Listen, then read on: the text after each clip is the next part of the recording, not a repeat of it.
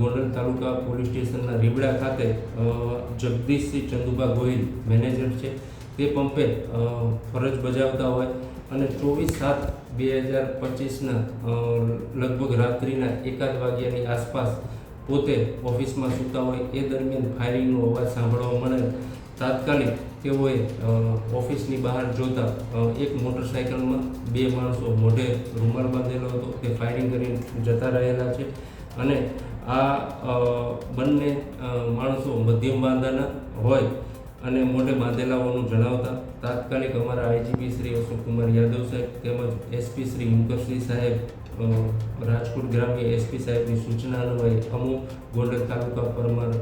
PI Parmar તથા SOG PI Pargi તથા તેની જુદી જુદી ટીમો બનાવ સ્થળની તાત્કાલિક વિઝિટ લેવામાં આવી છે અને આ કામે આજરોજ સોશિયલ મીડિયા મારફતે તેમજ ઇલેક્ટ્રોનિક મીડિયા મારફતે એવી હકીકત જાણવા મળેલી કે હાર્દિકસિંહ હરદેવસિંહ અડવાળ તાલુકો ધોરાજી ત્યાંના રહેવાસી છે અને તેને સોશિયલ મીડિયા મારફતે આ ફાયરિંગની જવાબદારી સ્વીકારેલ છે. જે અનુસંધાને અમારી એલસીબીની ટીમ,